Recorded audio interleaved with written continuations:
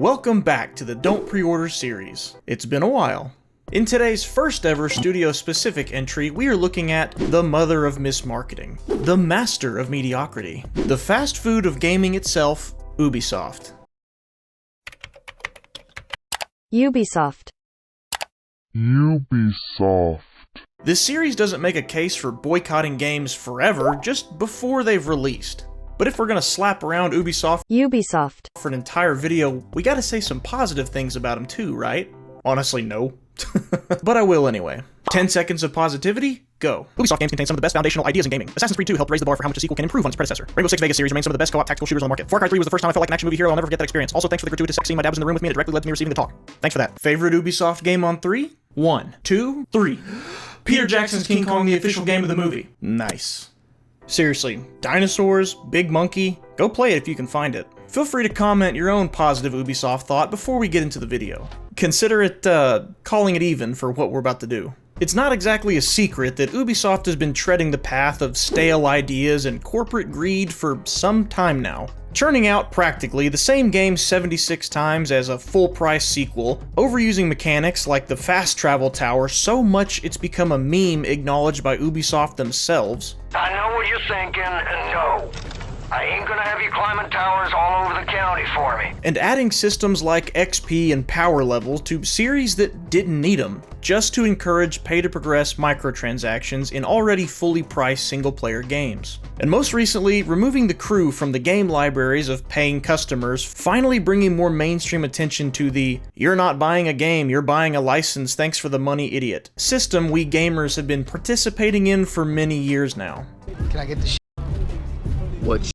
Just gave you $300. You never seen this motherfucker before? All right. Yeah. All right, okay. Seriously, we need some gamer bros to get into politics and go explain to these crypt keepers what consumer protection issues are happening. To say a lot of them are not exactly up to speed on today's tech is an understatement. Make TikTok better. Tic-tac-toe. A winner. In the spirit of Ubisoft's upcoming game Star Wars Outlaws, with its $130 pre-order edition, early access period, and paywalled additional content, arguably just being sales pitches to go subscribe to Ubisoft Plus, I thought now would be the perfect time to remind us that sometimes pre-ordering a Ubisoft game just means paying the highest price for the worst version of it. So let's pull out those Ubisoft receipts and talk about it. It's tough to find a list of disappointing game releases that doesn't have Watch Dogs on it. Since its 2014 release, Watch Dogs has been called, at best, mismarketing by Ubisoft, and at worst, an outright scam. Developed by Ubisoft Montreal, the game blew the pants off of us at its E3 demo in 2012. Rest in peace, E3. The visuals, weather effects, NPC behavior, and what appeared to be an innovative idea of hacking technology around you made us at the time go, okay. So this is what a next-gen game looks like.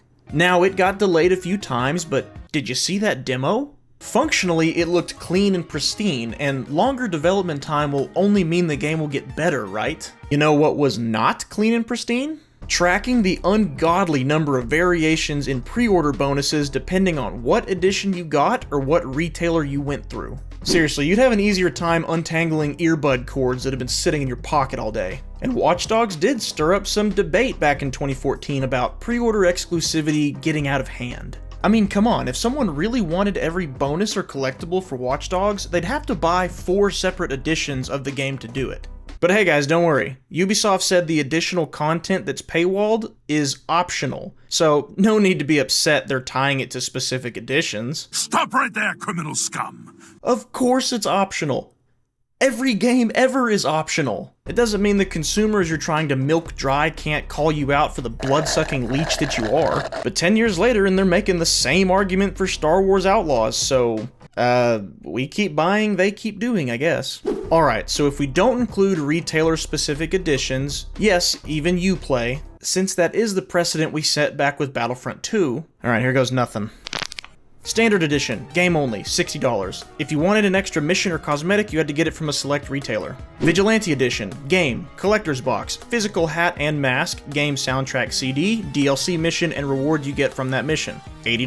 DedSec Edition, game, collector's box, no hat, no mask, game soundtrack CD, physical map, art book, steelbook, badges, and Aiden Pierce figurine, 3 DLC missions and their completion rewards. $120. Limited edition, game, collector's box. Physical mask is back, but no hat this time. Game soundtrack CD, art book, steelbook case, but different from the DeadSec steelbook case. Aiden Pierce figurine, no DLC included, $130. Premium Vigilante, game, collector's box, physical hat, mask, hoodie, game soundtrack CD, a 4GB thumb drive, 1 DLC mission, and its completion rewards. Only price I can find on this one is £110, which translates to roughly 137 freedom credits. With a final count of 5, this means that Watch Dogs now has the highest number of pre-order editions in this series to date, beating out Payday 3's 4 editions. Seriously, there was a ton of conflicting information out there about what was and wasn't included in different editions and what it cost, so I just kinda had to go with what seemed the most legit. I don't make the rules, I just work here. Despite the number of edition overkill, Watch Dogs bagged #1 pre-ordered new Ubisoft IP and second highest pre-ordered Ubisoft game ever, according to Ubisoft at the time. As for what Watch Dogs pre-orderers were surprised with at launch, well, it turns out the big twist was right there in E3's demo the whole time. 911, what's your emergency? You're a liar. To put it mildly, the visuals such as lighting, graphical fidelity, and weather effects were not even remotely as polished as the E3 demo. NPCs acted more like, well, NPCs than expected, which wouldn't have been a problem except the demo implied each one would have their own backgrounds and behavioral traits that would impact the way they respond to the world around them. Sure, early demos usually include the attorney-approved wording of "this is not representative of the final product" or "work in progress." But if a company doesn't want us to think this is what their game will look like or be excited about that, why show it to us at all? Should we be excited about what you're showing us because this is the game you're working on? Or should we not even bother watching because you're saying this is not what your game's gonna be like? I mean, pick one. Hilariously though, some players were able to make the game look more like the E3 demo with their own mods later. Fine, I'll do it myself. If a quote from the game's creative director Jonathan Morin is true, apparently the devs at Ubisoft Montreal didn't think Watch Dogs was ready to show off back in 2012, but the CEO of Ubisoft said go ahead and do it anyway. After Watch Dogs' release and backlash, that same CEO said, no more showing off games until they're actually in a playable state. Thanks, Ubisoft. You couldn't have done that from the beginning? This quote isn't much of an apology, but it is an admission, so I think it'll fit nicely on the board. And I could go into all-around reception about poor driving mechanics that were overly relied on, lackluster story and protagonist, and repetitive gameplay, but this series isn't about bad versus good, it's about presented versus delivered. And boy was the optimization delivered terrible. Frame rate drops, crashes, texture pop-in, bugs, and glitches littered this game at launch, souring its legacy and sealing its place of infamy right next to Alien's Colonial Marines in the hall of misleading E3 presentations. Not to mention, a lot of people who bought the game through Ubisoft's Uplay, which required an internet connection to log in, weren't able to connect at all on launch day. Some players even reported not being able to log in for weeks after launch. What a one-sided exchange. Uplay was supposed to give the most pre-order bonuses, but what good are those when the game you pre-order doesn't even work? With a pretty middling reception, depending on who you ask, either Watch Dogs is the best in the series, or its sequels made up for its lacklustery. But as for the year 2014, Watch Dogs was not the only botched Ubisoft launch that year. Assassin's Creed Unity, developed by Ubisoft Montreal, was a pivotal point in the Assassin's Creed franchise. Remember, this was a follow-up to a little-known, not really super popular game called Black Flag, an extremely action-packed, swashbuckling pirate/assassin adventure across a sprawling open world. Unity was set to put the assassin back into Assassin's Creed, focusing more on stealth than the last few games had, no more just being a god on the battlefield and one-shot countering an entire army one soldier at a time. Now was the time for harder combat, whittling down enemy health bars, stealth assassinations, and no more pirate stuff. Not sure I deserve that. And this was the first Assassin's Creed game for the then new console generation, and early showings looked pretty promising enough. There were even going to be co-op missions this time, which was a first for the series. Assassin's Creed is and was a huge series. Plenty of fans were in line to buy the new entry every year. No need to sell us, Ubisoft, just show us what those pre-order bonuses are. Okay. With this game, it wasn't so simple. Assassin's Creed Unity's approach to pre-ordering went something like this. Pre-ordering the game gave you access to a virtual slot machine called the Guillotine Spin to Win. The possible rewards from this slot machine included things like in-game items, physical merchandise, and all expenses paid trips to places like France or Comic-Con? The kicker here is that Ubisoft wanted people to pre-order Unity earlier, so the earlier you pre-ordered, the more spins you got. And no, we will absolutely not be counting every potential reward as a pre-order edition, because not everyone who pre-ordered it actually won something substantial. I mean, props for creativity, I guess, but to me it just looks like virtual gambling with a $60 entry fee. So I don't exactly support that. So, sticking to the don't pre-order rules, Assassin's Creed Unity technically gives us two editions. The standard edition that came with a variable in-game weapon depending on the retailer, and access to the Guillotine Spin to Win for $60. Next was the collector's edition that also came with Spin to Win access and was pretty comparable to the bigger editions of Watch Dogs. You got your statue, you got some DLC missions, art book, soundtrack, and the little music box for, I don't know, twist her up and let her sing, I guess. $130. Still looks like a better deal than Star Wars Outlaws' $130 edition. Oh, stop it, you. It wasn't that bad. And yes, only $130. Ubisoft wouldn't make the jump to $800 until Assassin's Creed Origins. Dead serious. $800. I see you looking nervous over there on your most expensive edition throne, Starfield. Don't worry, Origins probably won't show up in this series. For now. After many pre-orders, many spins, and many wins, Assassin's Creed Unity blessed us with this. I don't trust the assassins. Do you trust me?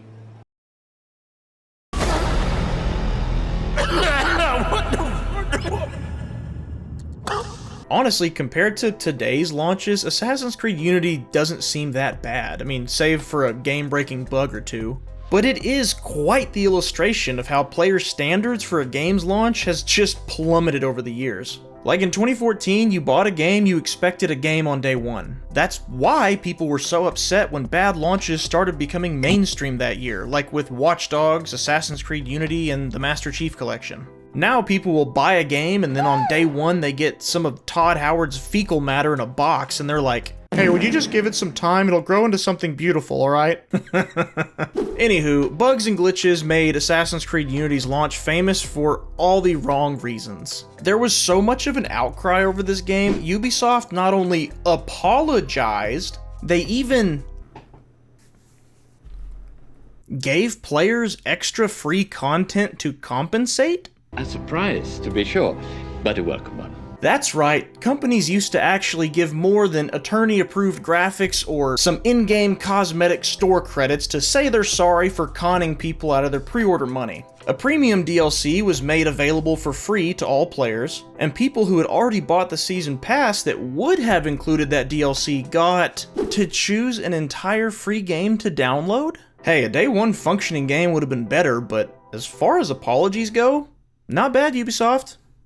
Not bad. Definitely the best one we've seen in this series so far. But after a tail tucking like that, you would think Ubisoft had probably learned its lesson about making sure the marketing lined up with the final product, right? First showed off at E3 2013, Ubisoft's Tom Clancy's Dude, why do they even use his name anymore? Ubisoft's Tom Clancy's The Division, under Ubisoft's development studio, Massive, marketed a 2014 release date, to which some anonymous devs said that releasing it that soon was laughable. Big yikes. Fast forward to 2016, and it had now been 3 years of building excitement to explore a post-apocalyptic New York City that quarantined its citizens in response to a deadly disease. Hey, 2016ers, give it a few more years and boy do I have a surprise for you. Boo! Anywho, several E3 presentations for, I'm just calling it The Division, gave us a lot to be excited about. Post-apocalyptic setting, third-person shooter RPG, co-op, PvP, enough bones were there that made The Division look like it could be the high-budget, open-world zombie shooter many people had desperately craved. You know, just without the zombies, of course. Maybe someday. But as the game got delayed each year and we saw new looks at it each year, people started to notice something. With each new showcase, it looked like The Division was downgrading, visually at least. Surely Ubisoft wasn't boosting the graphics, effects, and animations of just a small piece of a game and trying to pass it off as what the final game would look like again, right? Textures, draw distance, it all looked clean. Well, I mean, yeah, they run it on like the Liver King of PCs. Testicle. And it was especially not going to run that well on consoles at the time. Voice actors pretending to be players is still a red flag to me, but the little slice of game we saw looked gorgeous. Dude, check out Manhattan. That gun is sick. You better get it out before you lose it. The store was empty. I heard that gunfire. Are we seeing a pattern here, people? The writing might have been on the wall a little bit, but that didn't stop the pre-order editions. For this game we had 3. Standard edition that came with the hazmat gear set with some in-game bonuses, $60. The gold edition with the game, season pass for access to future DLC, and the exclusive National Guard gear set for $100. And par for the course for Ubisoft, a collector's edition with the game, physical watch, poster, art book, and armband, and the whole season pass for $160. Jeez, that is almost the price of 3 premium games at that time. And all editions came with access to the closed beta. And those concerns people had about the presentations didn't seem to matter much with their sales figures. The Division was the 3rd best-selling game in the US and 4th in the UK in 2016, only losing to the usual heavy hitters like COD, Battlefield, and FIFA. And at launch, it was both the best first week for a game in a new franchise ever, and had the best day 1 sales of any Ubisoft game at the time. But how about that launch though? Well, for The Division, the outcries actually started during the beta period. You know, the closed beta period that required you to already buy the game before you demoed it. People were already seeing the downgraded visuals. Everything from water reflections to glass shattering to overall textures and draw distance were just inferior. And that same sentiment was echoed when the open beta went live. Man, if you think it's just a beta is a cope for mediocrity these days, you should have seen it back in 2016. Old build, it won't be like this at launch. They're just testing the servers. You know, the usual. And launch. And guess what? Same problems as the beta. Oh, no. I mean, just look at the amount of detail in the E3 build. While there are piles of rubbish and discarded items in the current version, these streets just look and feel a lot emptier than they do in the E3 trailer. But just like Watch Dogs, The Division is not without its fans. Despite the technical downgrades from the marketing to the final product, the game ended up getting pretty average to good reception nonetheless. I'll definitely say even I have fond memories of being a scumbag in the Dark Zone. But Ubisoft hadn't marketed an average game, they'd marketed the next big game. And a 93% player drop-off rate over its first 3 months is a pretty good indicator that despite those record-breaking sales, a lot of people just weren't sticking with it. It also didn't help that a big part of the player base just found the game boring. Bullet sponge enemies, a lackluster story, and repetitive mission variety just made a lot of folks check out. And for a game that was trying to be the next Destiny, that's not good. Well, it's a good thing The Division made a lot of pre-order money though. It would be a real shame if the player count had fizzled out to the point where they desperately needed to release a sequel to boost player numbers. Let's face it, we all knew Skull and Bones would show up in this series eventually. And let's just get this out of the way now. Most of us knew this game was going to be hot garbage. However, Skull and Bones does give us some very juicy comparisons to make between what is marketed and what is delivered. Developed by Ubisoft Singapore and announced back in 2017, Skull and Bones went through several delays, not actually releasing until 7 years later in 2024. If you mapped people's excitement about Skull and Bones over those years, I bet you it'd look like this. Well, naturally, at the beginning, our first thought was, oh sweet, since Assassin's Creed is getting away from pirates, they're gonna take Black Flag's pirate-specific stuff and make it a full-fledged game. Ubisoft has done the pirate stuff before, so I'm sure it can only be better than what we got last time. I have some bad news. And this wasn't a case of unrealistic expectations. Ubisoft was not shy about referencing their experience and inspiration about working on Black Flag while making Skull and Bones. And how the team's experience and expertise from working on Assassin's Creed 4 Black Flag inspired them to embark on this ambitious new journey. We're not making Black Flag 2.0, we're making our own game, but we really went to school on what we've done in the past. Sure, they said they're making it their own game, but come on. Black Flag practically contained its own pirate game. Ship battles, looting, boarding, exploring, and most importantly, sea shanties. What will we do with a drunken setup? Bird eye in the morning. Way up she rises. Depending on what year you tuned into a preview, Skull and Bones looked like a very different game. There was a 5v5 arena version. Here is our gang of pirates, the Raiders, going head-to-head with a gang of rival players, the Cutthroats. There was a co-op PvE version. Other captains have answered your call. 4 against 1 should even the odds. And even versions that didn't necessarily include a big open world to sail around in. It gave the masses whiplash, but people more or less still tuned in to the idea of a modern, big-budget pirate game by a company that had already made a good pirate game. Then came a report by Kotaku that completely flipped that on its head. Back when Kotaku, actually reported with news. The way people watched this game's development switched. It went from the eager anticipation you feel when you're about to watch a cool skydiving stunt to morbid curiosity like you just got word that the guy's parachute isn't gonna open. According to this report, Skull and Bones development started as a multiplayer expansion for Black Flag, but when the idea came to make it its own IP, that is when it went up in flames. An overblown budget, reportedly $200 million across its decade of development, a revolving door of talent getting fed up with the apparently toxic work environment and lack of good leadership, and constant restarting of the game's foundations all contributed to terrible press and rock-bottom expectations. And this was years before it came out. Think about that for a moment. Skull and Bones was being worked on back when Black Flag came out. I mean, that is cuckoo bananas considering what the final product looked like, which we'll get to. So if Skull and Bones was just imploding on itself for years on end, why didn't Ubisoft just cancel it? Well, apparently, Ubisoft made a deal with the government of Singapore, who wanted to prioritize game development within its own economy, which something like this is not unheard of. I mean, live service games bring in a lot of money, so it would only make sense that a city, state, or country would probably be interested in hosting a studio there to pump some cash into their economy. Like with the Polish government reportedly giving $7 million to CD Projekt Red in 2016, presumably for helping fund Cyberpunk 2077, and they oversaw consumer protection investigations after that game released the way it did.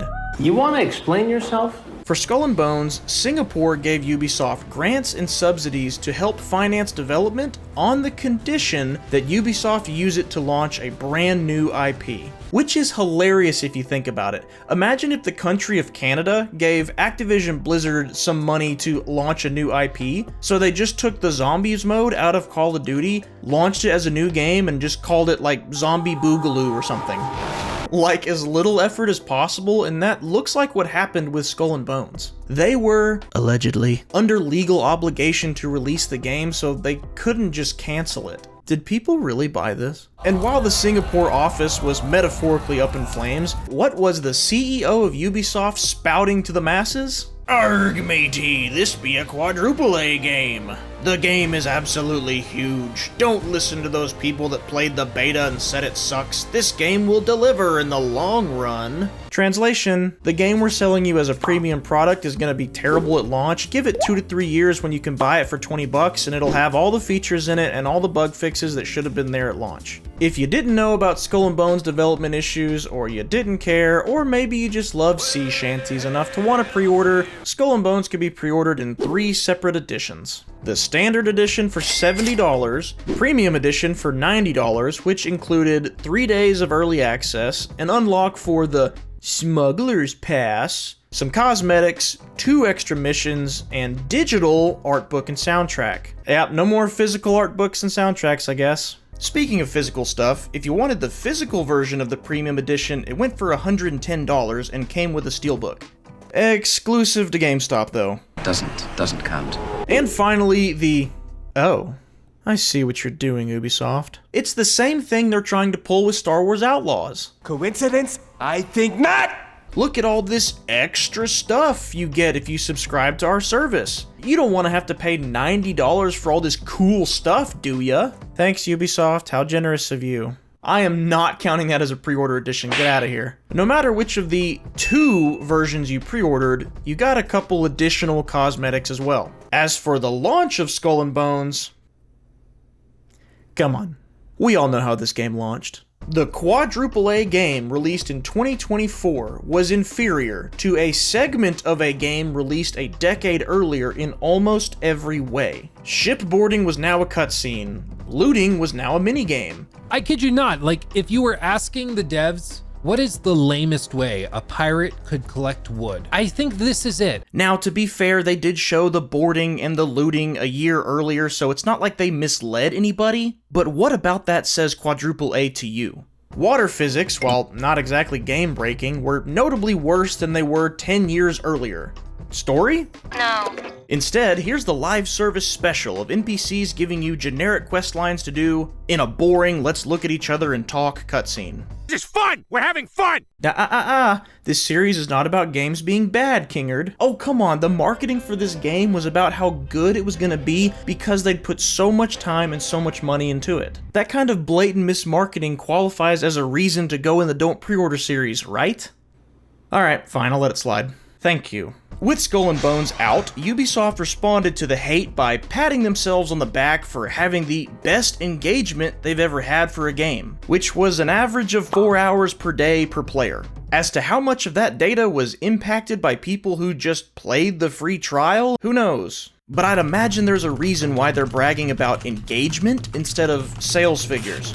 Thankfully, I don't think there was a corner of the internet where Skull and Bones could hide from the criticism. Ubisoft didn't release sales figures that I could find, but there is still a player count, so somebody spent their money on this thing. More entries means more awards. Looking past the quality of the game and just basing our awards on the pre-order bonuses themselves, based on value for the price, cool factor, and all-around likelihood to inspire a pre-order. And this episode's Wind Waker award for Best Pre-Order Edition goes to Watch Dogs DedSec Edition. While it was almost identical to Assassin's Creed Unity's Collector's Edition, it was $10 cheaper. Yeah, remember when pre-order editions of like $120 or more gave you cool like statues and collectibles and stuff? Pepper Ridge Farms remembers. Looking at you, Star Wars Outlaws. What's that? You want something tangible you can keep, use, or display? How about a virtual item we might just strip from your game library for funsies? That's horrible. As for this episode's Glow Stick Award for Worst Pre-Order Bonus, the winner is Assassin's Creed Unity's Standard Edition. Even though it was really similar to Watch Dogs Standard Edition by giving you an in-game item, Unity wins worst bonus today on principle, because encouraging customers to skip their due diligence and pay early to sign up to a virtual slot machine is an idea that deserves to be buried deeper than the bones of Altair himself. If we have learned anything here today, let it be this. Although Ubisoft has given us some of the best ideas and experiences in gaming over the past few decades, they've also given us some of the most dishonest marketing, overly repeated game designs, and haphazardly slapped together products in recent memory too. As Star Wars Outlaws gets closer, and that $130 price tag makes you salivate at the thought of rewarding Ubisoft's anti-player practices and unfinished games, just remember, Avatar Frontiers of Pandora went on sale less than 2 weeks after release, and Skull and Bones went on sale a month after release. Catch up on the Don't Pre-Order series by checking out this playlist here. What upcoming games are you thinking about pre-ordering anyway? Let me know in the comments, and they might end up in this video someday. Let's hope they don't. As always, thanks for watching. Kingerd out.